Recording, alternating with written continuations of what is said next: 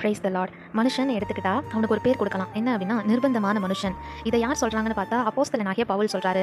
நிர்பந்தமான மனுஷன் நான், இந்த மரண சரீரத்திலிருந்து யார் என்னை விடுதலையாக்குவார் அப்படின்னு சொல்றாரு.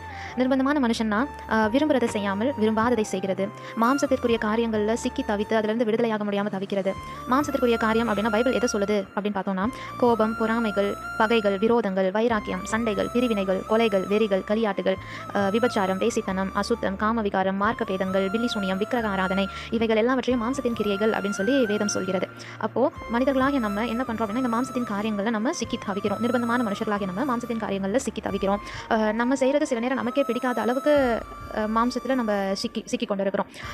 அப்போஸ்தலனாகிய பவுலை எடுத்துக்கிட்டா அவர் வேதத்தில் நம்ம பார்க்கும்பொழுது ஒரு மிகப்பெரிய அப்போஸ்தலனாக இருக்கிறாரு. அவரே தன்னை தாழ்த்தி அவர் என்ன சொல்றாருன்னா நிர்பந்தமான மனுஷன் நான், இந்த மரண சரீரத்திலிருந்து யார் என்னை விடுதலையாக்குவார் அப்படின்னு சொல்லிட்டு பவுல் சொல்றாரு.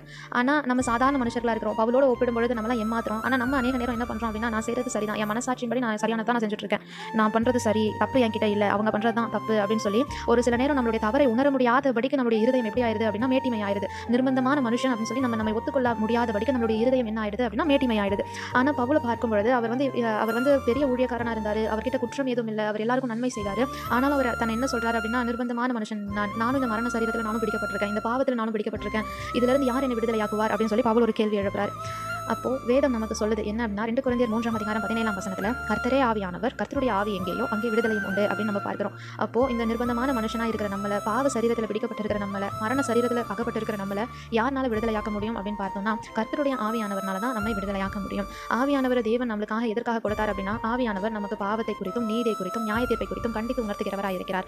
ஆவியானவர் நம்மை சகல சத்தியத்திற்குள்ளும் நடத்துகிறவராக இருக்கிறார். சகல சத்தியம் அப்படின்னு பார்க்கும் பொழுது இந்த வசனமாகிய சத்தியத்தை நமக்கு விளங்க வைக்கிறார். வேதம் சொல்லுகிறது சத்தியத்தை அறிவீர்கள், சத்தியம் உங்களை விடுதலையாக்கும். அந்த வசனமே சத்தியம் அப்படின்னு சொல்லுது. அப்போ சத்திய ஆவியானவர் நம்மளுக்கு இந்த சத்தியத்தை நம்மளுக்கு என்ன பண்றாரு அப்படின்னா புரிய வைக்கிறார். இந்த வசனத்தின் மூலமா நமக்கு ஒரு விடுதலை கொடுக்கிறார்.